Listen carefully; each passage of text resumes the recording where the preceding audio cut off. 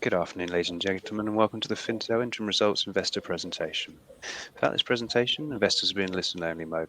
Questions are encouraged, can be submitted at any time by the Q&A tab situated in the right-hand corner of your screen. Just click Q&A, scroll to the bottom, type your question and press send. The company may not be in a position to answer every question received during the meeting itself. However, the company review all questions submitted today and publish responses where it's appropriate to do so.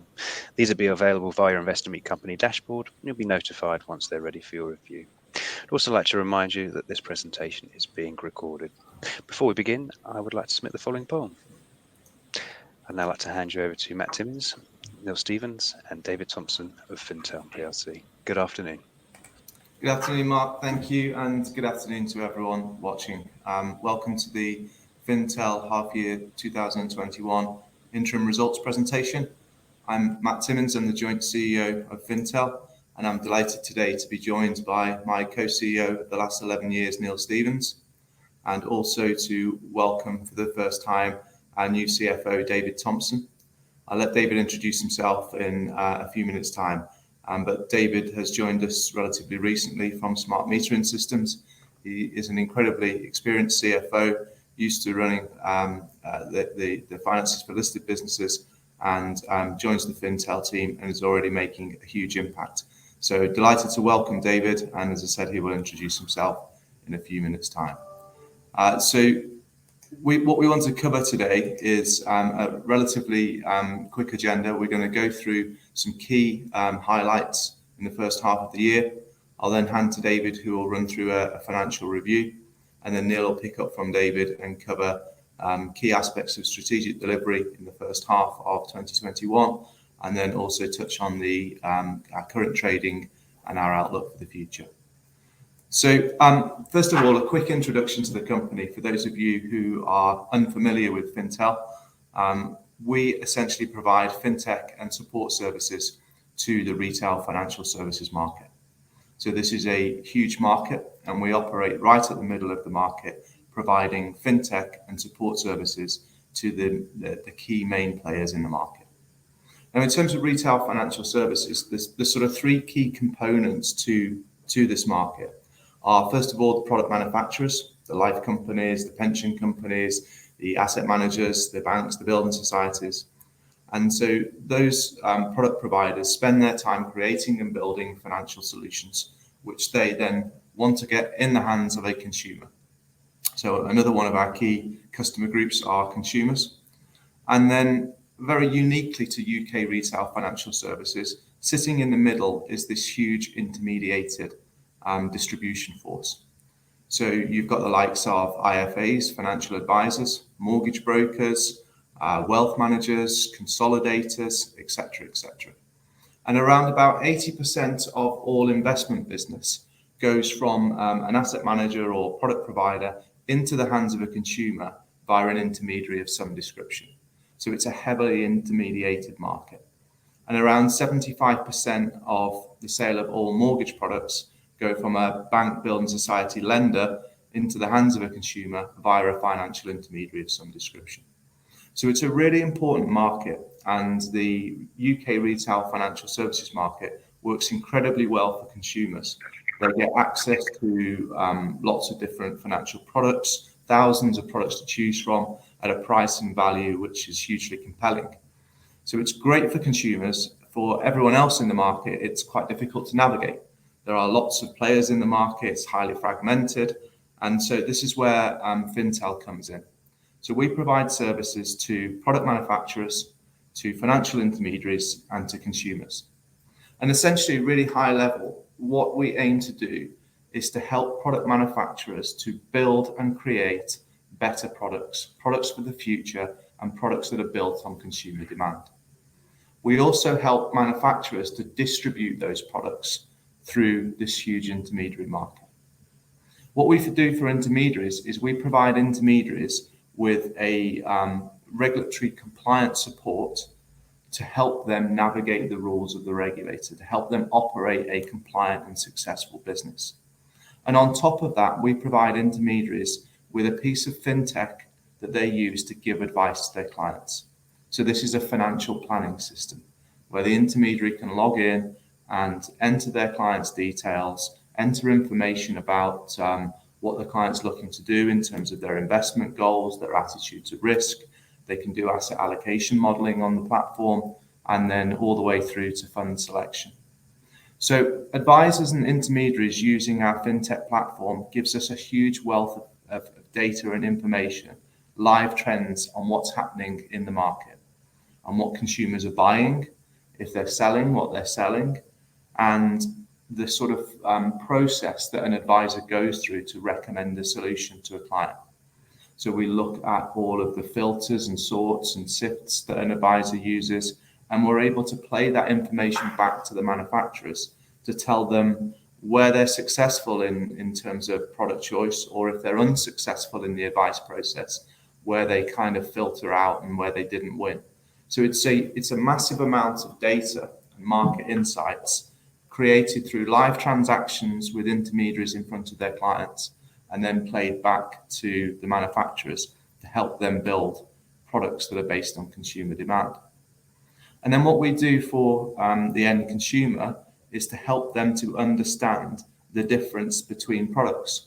So our de facto business performs product research on over 30,000 products available, 30,000 retail products. And then we also rate those products in terms of a star rating. So that helps consumers understand the relative difference between product A and product B. So, as I said, we help manufacturers, we help intermediaries, and we help consumers. So that's essentially what we do as an organization. In terms of the first 6 months of this year, we have delivered a solid financial performance, really robust trading. Our revenues are up 10%. Our adjusted EBITDA is up 12%, and we've stepped our margin out by 60 basis points. So a solid start to the year in terms of financial performance. We have also delivered strong cash flows. We are a highly cash generative business, and along with the cash proceeds that we've received from the 2 disposals, which I'll talk about in a minute, we have used that cash to delever the business. When we acquired de facto back in 2019, we took on some debt within the business. We went up to about 2.5 times leverage, and David will talk about how by the end of this year we'll be net cash positive. So really good year in terms of financial performance, good cash flows, paying down that debt and giving us firepower ready to move forward and giving us huge financial flexibility. We've also continued this huge pathway to digital acceleration that we started when we were essentially at the start of the lockdown. So we've been on this digital acceleration journey for the last kind of 18 months or so, and the latest addition to that journey is the launch of a product portal or a provider portal, which allows our manufacturing customers to log on to a portal and to access all of that data and information that I've talked about. So this is a multi-year contract with large organizations, with the likes of the big life and pension companies and asset managers. Now, all of those companies were clients of ours and have been clients of ours for a long period of time. But in the past, they have essentially operated through annual contracts, annual repeatable contracts. And we have now moved that model over to a long-term, multi-year recurring income contract or recurring income relationship, where we are providing data as a service and distribution as a service. I talked about the fintech product and about the value of that product. And an important KPI for us is the value of recommendations that flow through that product. So the more an advisor uses the fintech product, the more data that we create, and the more we're able to help manufacturers understand the market. And in the first 6 months of this year, the value of recommendations through that platform has stepped out significantly. And on an annualized run rate, that platform now has over £37 billion worth of recommendations flowing through it. So a really good year for us in terms of financial performance, and a good year in terms of, or a good start to the year in terms of digital acceleration. On top of that, we have delivered on our strategic ambitions. So one of the things that we signposted to investors in our Capital Markets Day last December was that we had a couple of non-core assets within the business. And one of those was a business called Zest. Zest is a fabulous business providing technology to the employee benefits market, but it didn't suit our desire to be core to UK retail financial services. So we sold Zest earlier this year. We received £10 million cash consideration for that business on deal day, which represents a 22 times trailing EBITDA multiple for the business. And then there is up to a further 1.5 million of cash to be paid depending upon the performance of the business in the latter part of this year. So that's a disposal of Zest. We have then created a strategic partnership with a business called Tatton Asset Management. And that partnership essentially allows us to increase our customer base by up to 30%. So what we have done with Tatton is Tatton have taken a 5-year enterprise license deal for our technology, which gives them up to 2,500 licenses of our tech to be able to essentially provide that technology to the advisors they support. Now, Tatton is a great asset management business, and we had a relatively small funds business called Verbatim. So we sold our Verbatim business to Tatton as part of this arrangement. They're sticking to what they're good at, which is running money, and we're sticking to what we're good at, which is providing fintech and services to the market. So a huge extension of our client base, up to 30% extension of our client base. We received 2.8 million cash on completion for the sale of the Verbatim funds, with a further 3 million to come, depending upon the performance over the next sort of 3 or 4 years' time. So a really good strategic relationship with Tatton. It's the largest enterprise deal that we've done as a fintech, and we believe that will navigate the way for further large deals. So with that in mind, hopefully that's given you a good overview of the sort of first half of this year, what we've been concentrating on. It's been about delivering on our promises in terms of hitting our financial objectives. It's been about accelerating the digital journey of the business, and 2 key real sort of strategic moves from the business in terms of disposing of Zest and creating that wonderful partnership with Tatton. So with that in mind, I'll hand over to David Thompson, our new CFO, and David will take you through give you a financial overview. Over to you, David. Thanks, Matt. And again, just to say hello from me and give you a couple of minutes on my background and why I've decided to join FINTEL and what a privilege that's been to join Matt and Neil on the board and a business that's very well positioned going forward. I'm a great believer in value creation through long-term, sticky, recurring revenues, and previously in infrastructure-style businesses, that has been a real driver of value. So looking at FINTEL, clearly the double edge of digitisation and getting efficiencies that way, margin drop through, and the growth in terms of frictionless license sales, getting them for a longer period of time. You can see that you can grow margin in year, but also secure that for a longer period of time. And that's a doubling up effect on multiple expansion. So again, delighted to have joined the management team and a pleasure to present these first half 2021 results. So going down the income statement, it's great to be able to report double-digit growth all throughout the income statement. The revenue's up 10%, adjusted EBITDA up 12%, and that flows straight through to PBT, also up 12%. The thread here, I'll stay out of the detail because I think it's really important to get the key thread that runs through this business, which helps it establish its current really strong position. Looking at adjusted EPS, there's a non-cash one-off tax charge in there that is a consequence of the UK corporation tax rate increasing from 19 to 25%.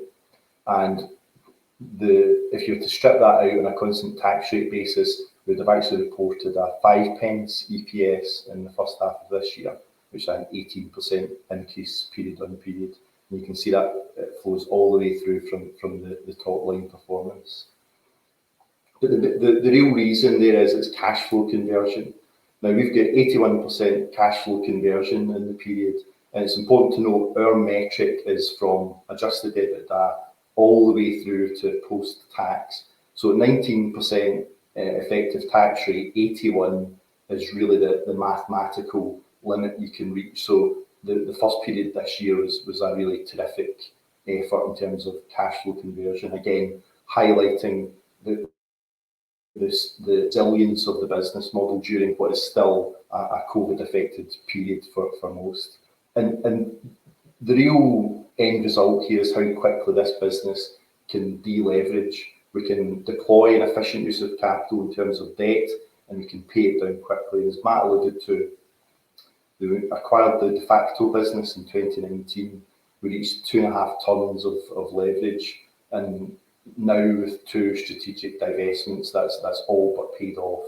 So on a pro forma basis at the end of June 2021, we would have 0.2 tons, and that will forecast out to the end of this financial year at a net cash neutral, if not positive position. So again, great to have that income statement growth, but watch the proof of the pudding, so to speak, is how that converts back into cash, and hopefully you can see at a high level it's a very cash generative business. We look at the business in 3 divisions, but I think speaking about another way we class our revenues being core or non-core will hopefully give you a real feel for what it is that creates the value in the business. So the 2 non-core business areas are the red, which is Zest Technology, the recent divestment we made, and the green is in a property valuations business that we own that aligns closely to our other mortgage financial services product, but the surveying business is very much a people business. You have really dedicated, qualified, experienced team members that have to go out and pay a physical visit to a property and value that, and have to stand behind that valuation. And it's great, it's a profitable business, but it's difficult to digitise that business and get increased drop-through margin. But most importantly, this is the real point, at all times our core business is to generate further data upon data, and that metadata feeds itself, so we get this ever-increasing data lake that we can feed back through the system to help our product providers design and shape new financial products that people want, and help our intermediaries give the best advice to end consumers like you and I. So again, it's a great business, the property surveying business, but it doesn't quite fit with that data circulation regeneration. The Zest business, again, so that was a software business, so you would ask, why is a fintech selling a software platform? It was employee benefits related, and again, it doesn't quite give us a lot of other information to flow back through into our data lake that drives additional value throughout, and sold it to a private equity firm who are in that space, and they can take that business and leverage it with different geographical locations. So that was a great win-win transaction. We hope Zest does really well, I'm sure it will, and support the management team going forward there. So hopefully that core non-core distinction lets you see the true value in all our core services, the value add all the time, and adding more data, more analysis to the pot that we can recirculate. In terms of overall revenue, we're into our 3 divisions now. So intermediary services, distribution channels, and fintech and research, all of which have seen growth in the period, which is great to see. But how that flows through to profitability. So intermediary, it reinvested that profit in the period into further support for our members, because again, we're still in a COVID period, and that intermediary service and contact we have with our members is really important, that we give them that support to continue to help them develop and grow.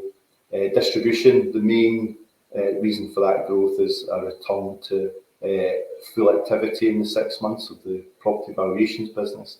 And again, fintech and research, you're seeing full flow through of that revenue through to EBITDA. how we report segmental performance is really key. Because we've got a strategic imperative to both grow the top line through frictionless license sales and also through digitisation, it's important to understand what the gross profitability of each of the divisions is. And we present it in this way so that you can track the discrete performance in each of these 3 markets. And we show separately in the third bullet here what our central infrastructure and support costs are that enable provide the bedrock for these 3 platforms to grow. And again, it's gross profit was flat period on period. Again, that's on the back of reinvestment into our members and services that we're absolutely happy to do. Growth in distribution channels and fintech and research. And you can see that the scalability starting to accelerate away in terms of the fintech and research department now at nearly 60% gross margin. Again, talked about cash flow before. It's just really important to fully explain that we go from adjusted EBITDA through to post-tax. And you can see we pay some tax and reinvest in the business through development expenditure because we have to keep the platform innovating, keep investing in it, keep adding new feature sets that we can sell on, etc. So creating, again, a virtuous circle. But 81% cash flow conversion was a terrific result in the period.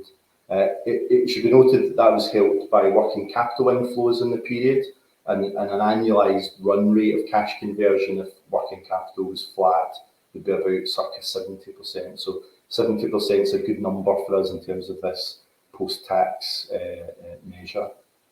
And for me, this is the really crucial part, is the cash generation and the deleveraging and de-risking of the business. So again, at 2.5 tons at a peak when we've made a significant strategic acquisition of £74 million, we end up on a pro forma basis, certainly at just under 0.2 tons of leverage, again forecasting for the full financial year a return to a cash neutral position. And so but that's not the end of it. What that does is it puts us in a great position of strength in terms of financial flexibility. We've got a £45 million revolving credit facility, and again, 2 really supportive high street banks, and a lot of firepower to go out and grow either organically or through acquisition or both. And we would be looking to doing that over the next 6 to 12 months. So in summary, hopefully there's a thread working from top left to bottom right here, where you've got a business that's been in the market for 20 years. It's got a lot of highly skilled individuals in it, highly qualified, a real strong brand, particularly Simply Biz and De Facto are really strong brands in the market. So you get on the back of that is a really robust financial performance. The increasing revenue quality is another dimension because we're extending those revenue streams into multi-year contracts, and again that gives a bit more security over the recurring nature of the revenue. And allied with that flowing through to strong cash generation, it just keeps feeding these significant financial resources in the position that we're in to return a small but progressive dividend to our shareholders. That's a really important hygiene factor for a lot of people to have some income there, but the vast majority of it gets reinvested into the business to help it grow and grow in a scalable, very high drop-through margin way. So hopefully that gives you a relatively high-level run through the main financial qualities and strengths of the business. And I'll now pass over to Neil to tell you a bit more about some strategic initiatives that we've undertaken. Neil. David, thank you, and I'll add my own very warm welcome to everyone joining us today. It's great to be out at the half-year mark to talk about trading performance and the strategic progress we've made in the business so far this year. We carried a lot of momentum from 2020, an incredibly disrupted year for everybody, but we committed early on to accelerate the digital evolution of the business, and that really set us up to start this year with a very clear focus on the things that are going to add value. Also, at the end of last year, in December, we held a Capital Markets Day, and that recording's still on our website It is a little bit long, but if you're interested, you can go and watch a presentation that showcases some of our products.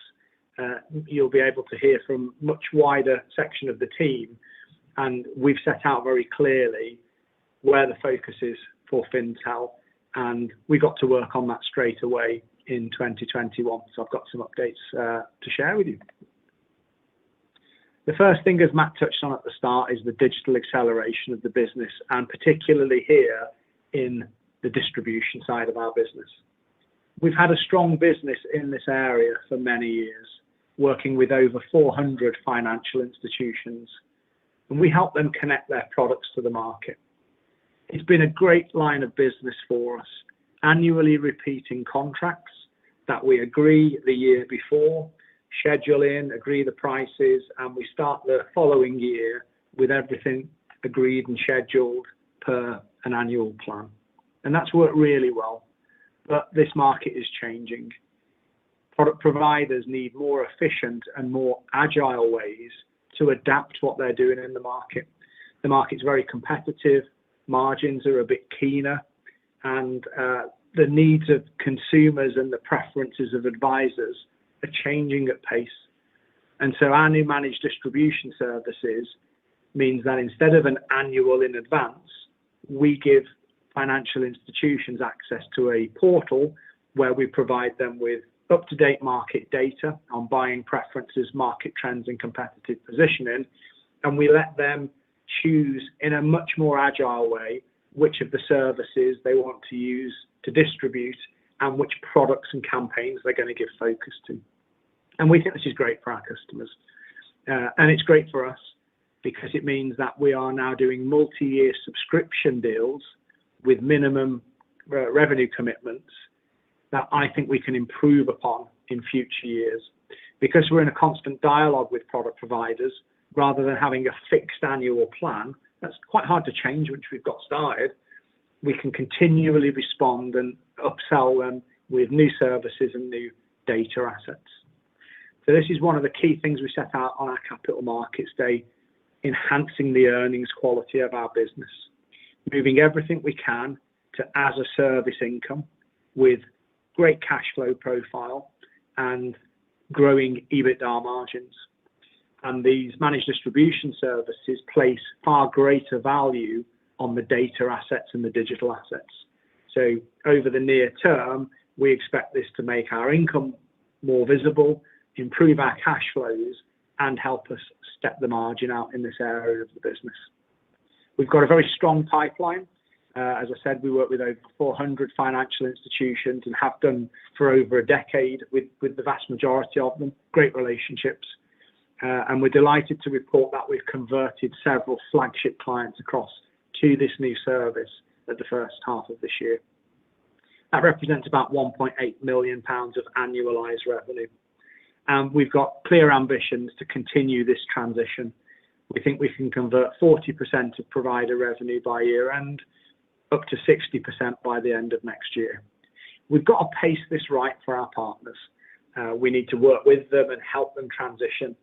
Working in an agile way is very attractive, but not many companies are set up to do it. The way they budget, the way that they review data, the way that they decide how they're going to campaign on products is often down to these annual cycles. So it does need a bit of transition and a bit of change from the financial institutions, but we're confident we've got the needs of this market right. We've had an overwhelmingly positive response. We've just got to work with our partners to make sure that the pace of change is right for them. And we're confident in this kind of set of ambitions to make those transitions. The second area of strategic delivery in the first half of the year has been the successful sale of Zest Technologies. Back on our Capital Markets Day in December, we called this out as non-core. It's a great business, but it's in an area that doesn't contribute to the rest of our platform. It was subscale and so not very profitable at all. And we probably spent more than the EBITDA generated on DevEx to develop the software and to make it a great business. So the right thing to do is to create an instant shareholder value by disposing of it at a good price.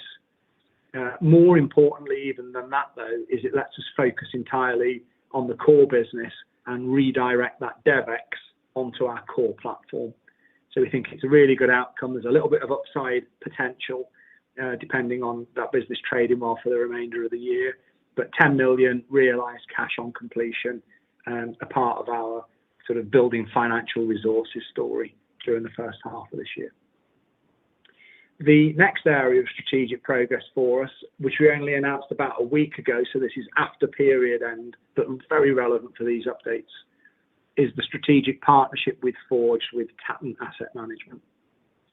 Tatton is a listed business, and it's one of the fastest growing fund management businesses in the UK. They've got a highly disruptive model. They are very advisor centric, and they've been gathering assets really well over the few years. And we've done a deal with them which at the headline level generates up to 2% of AUM for the asset that we've sold them. So we had a small subscale funds business that really hadn't grown for a couple of years, and we've sold that to Tatton, and it's the right home for that funds management business. They do fund management, and they do it very well. But we're very excited about this deal for other reasons, because that £13 million deal incorporates a £7 million software as a service enterprise contract. So for the next 5 years, we are guaranteed a minimum of £1.4 million per year for providing software to all of Tatton's customers. This is a big extension to our customer reach and sees us access up to 40% of the UK market. That's 2,500 more advisors using our technology, looking at our research and generating more value and audience at the core of our business. So in addition to the base deal we've done, we're very confident we're going to build extra earnings growth through our research business, and we're going to build further earnings growth with the new technology modules that we deploy and sell to the larger user base. Really excited. In addition, Tatton has signed up as a managed distribution partner. So all the things I was talking about earlier with the agile, data-driven distribution support we give to financial institutions, they're going to be provided to Tatton. And we're going to help Tatton understand the market on a live data basis and optimize their products and launch new products into this market based on our database of buyer preference. And that partnership, we're very highly aligned with Tatton. Our distribution service fee platform scales as we get more engagement. And so we want Tatton to get more assets.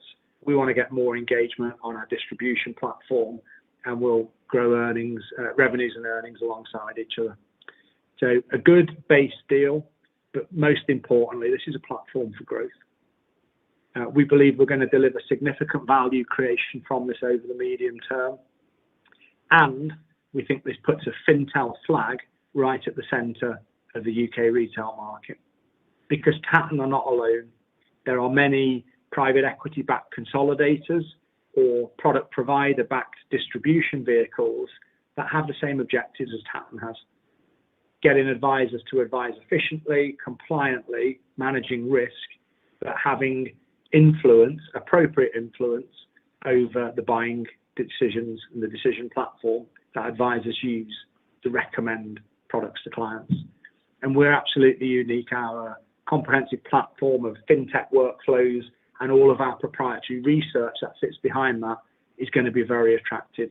So we want to make Tatton the first of the enterprise deals we do over the next couple of years. And I think this could be a very significant growth accelerant for us. So a bit of a breakdown, but as I've explained, £13 million is the base deal.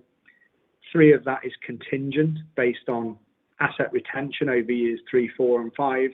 And the remainder is split largely to the fintech contract with 2.8 million cash being received up front, and again, adding to that financial resources story.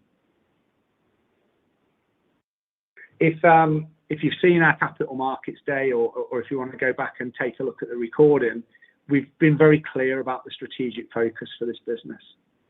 Our core business, as you've heard Matt and David say as well, is the business that's at the heart of retail financial services, and it is a connected platform, helping providers manufacture, distribute, and optimize the right products for the market, helping advisors select those products and give good quality compliance advice to consumers, and helping consumers understand the complex market and understand what's appropriate for them and what quality is for them.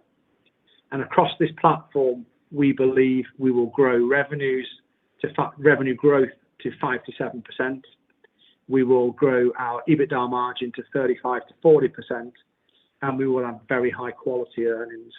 70 to 80% of total revenues coming from SaaS and subscriptions, and 70 odd % cash flow conversion to make sure the earnings quality is being enhanced as it grows. And the way we're going to do that is through digitization. We made a fantastic start in 2020, and we've really carried that momentum through into 2021. I'll say just a few words to finish from us on current trading and outlook, given we're at the half year, obviously. So it's pleasing to be able to report to our shareholders robust trading during a year that's still been disrupted by COVID. You know, I think maybe last year we thought we'd all have a big Christmas and the world would come to normal in January, and that certainly isn't what's happened. So there has been continued disruption to deal with, but we've traded in line with expectations nonetheless. And not only that, I think we've made very significant strategic progress. We've done the things we signposted to the market back in December, and we've got on and executed the plan. We are very confident of meeting our full year expectations this year. We have very high revenue visibility, very secure income streams and controllable margins as we come through the rest of the year. And we're very confident we're making the progress we need to make in order to meet those medium terms targets that we set out at the Capital Markets Day. So it's been a great start to the year. Delighted to be able to update our shareholders, and we're looking forward to being back out soon as the full year closes. Thank you very much for your time today. That's fantastic. Neil, Matt, David, thank you indeed for your presentation. Ladies and gentlemen, do please continue to submit your questions using the Q&A tab situated in the top right-hand corner of your screen. I want the team just take a few moments to review those investor questions we've had through already. I'd like to remind you the recording of the presentation, along with a copy of the slides and the published Q&A, can be accessed via our investor dashboard on the Investor Meet Company platform. I'd also like to remind you that your feedback is important to the company, and immediately after the presentation has ended, you'll be redirected for the opportunity to provide your feedback in order that the company can better understand your views and expectations. Guys, we did receive a pre-submitted question from investors, and David, perhaps I could address this to you, if I may. It reads as follows: could the company explain further or firm up on their new dividend policy to grow in line with earnings going forward? Yes, happy to take that one. So again, a bit of context. In same time last year, in line with a vast number of other listed companies, the interim dividend was suspended in terms of the uncertainty around COVID and what that might mean. But clearly the strong cash generation still came through, and the company reinstated its final dividend for the financial year to 2020. Now, as we come back through, trading is still robust and cash is still being generated. So we've intimated an intention from the board to recommence the interim part of the dividend, and that will be a small but progressive policy going forward. Now, what that will quite be in terms of a direct correlation to enhanced and increased earnings going forward, I wouldn't like to say. You see more detail on that in our full year accounts when we come out next March. Would be greater clarity there. But so all I would say is the business is in great financial state, and we've recommenced the progressive dividend policy going forward. So I would expect it to grow from where it is now, but the rates will become clearer in the fullness of time. Fantastic, David. Thank you so much. Obviously, we've had a number of questions through from the attendees today. If I may just ask you to click on the Q&A tab, and then just please read out the questions where appropriate to do so. That'd be fantastic, and give your responses. Yeah, thank you for submitting some questions. We can see those coming in on the system, and there's a few good ones. So the first one is from Nick asking about the M&A landscape, and I wonder, Matt, if you'd like to take this one. Yeah, very happy to, Neil. Just checking you can hear me okay, because I couldn't hear David's response to the last question. I'm not sure whether there's a... Yes, we can hear you. That's super. Thank you. Okay, so thanks for the question, Nick. Yeah, the M&A landscape for us, I guess there are a number of points to that.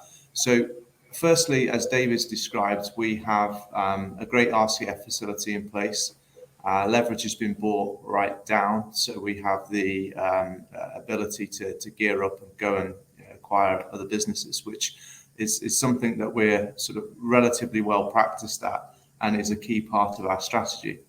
That said, we're not going to just jump in to try and acquire the sort of first business that we come across. We're looking to buy businesses that can add tech capability or scale to what we already do at the moment. So that would be another piece of software that is used by financial intermediaries, or it would be data capabilities, or other software related to retail financial services. Or on the other side of things, it would be an organization that has intermediaries as customers, whether they provide support services or tech to those intermediaries. So those are the kind of businesses that we're looking at. And there are a lot of great companies around who do exactly that. The issue for us is trying to find a business that already operates at some level of scale. So, we're not VC investors. We're not going to take stakes in early stage tech businesses that don't have a customer base or proven track record. So for us, we'll be looking at more established players. There are plenty around, and we have a healthy M&A pipeline and plenty of discussions happening all the time. Nothing on the books at this moment in time, but we're always out there looking. So hopefully, Nick, that answers your question. And I think Neil's going to pick up the next one about selling into the client base. Yeah, thanks, Matt. So we've got a question from Simon about how we sell into the client base on the core platform, how we're going to win new business.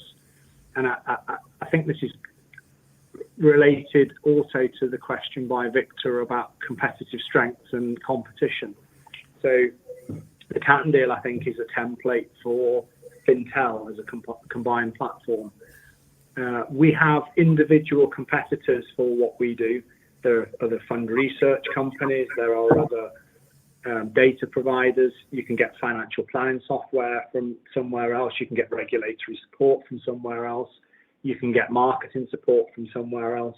And we have to make sure that our products compete on their individual strengths and merits. It's very important. We want to deliver something strong to our customers on each of the things that are important to them. But when you put those things together in a platform where the data flows and the value gets reused, and you innovate second and third tiers of insight because you understand how customers buy and how advisors advise and how product providers design and manufacture their products and distribute them, it is absolutely unique. It's really important for us to grow scale because we have eyes on more of the market, and the power of the data and the insights we have gets exponentially bigger the more of the market that we cover.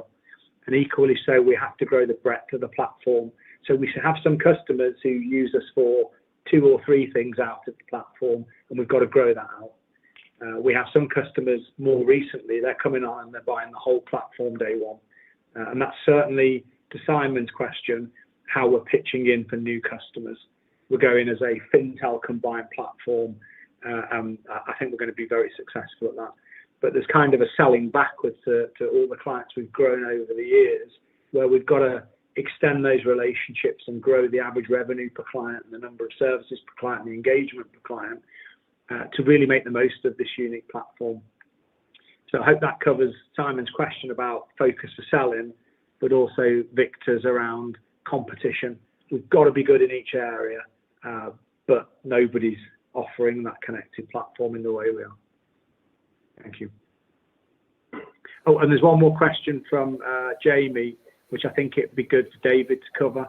it's about development expenditure. And I think this relates to some of the things we talked about during the talk. Absolutely, thanks, Neil. And again, a great question, Jamie. Is the development expenditure likely to increase from current levels to meet your digitisation ambitions? And I think the core to that answer is one of the slightly hidden strategic benefits of the Zest disposal. So our DevEx was running at £2 million a year, split roughly equally, £1 million in Zest and £1 million in de facto. So just to achieve the same economic metrics after the disposal of Zest, we can automatically double the DevEx in de facto from £1 to £2 million a year to just stay within the same financial metrics. And we would absolutely look to do that. That's clearly given us the automatic headroom to invest further in de facto. And again, it's something that we always assess and measure and adjust as a management team. And if we do need to increase DevEx further, then and it's got the right return profile, then we always assess that, and we'll absolutely do that because we're incumbent on us to do what's best for the business and shareholder value. So great question to drive out a further strategic synergy from the sale of Zest for the business. Thank you. Fantastic. Guys, I think you've actually covered off all the questions that we've had through. And of course, any further questions do come through from investors, you will be able to review those. And we can publish responses where appropriate to do so. Just before we go and get to the attendees to give you some feedback, perhaps Neil or Matt, if I could just ask you for a few final words just to wrap up, that'd be fantastic. Yeah, thank you, Mark. So I think sort of, the real summary is a solid financial performance in the first half of the year, continued digital acceleration with a real focus on converting revenue to as a service type revenue and extending our fintech customer base. Two big key strategic moves for us: the disposal of Zest and the partnership deal with Tatton, which gives us our first massive enterprise client, huge extension of the fintech, and puts us on track to deliver short and medium term expectations. And we move forward with real confidence and pace and agility. So thank you very much. That's fantastic. Matt, Neil, David, thank you indeed for updating investors today. Can I please ask investors not to close the session? You'll be automatically redirected for the opportunity to provide your feedback in order that the management team can better understand your views and expectations. This will only take a few moments to complete and is greatly valued by the company. On behalf of the management team of FINTEL PLC, we'd like to thank you for attending today's presentation. That now concludes today's session. Thank you and good afternoon. Thank you.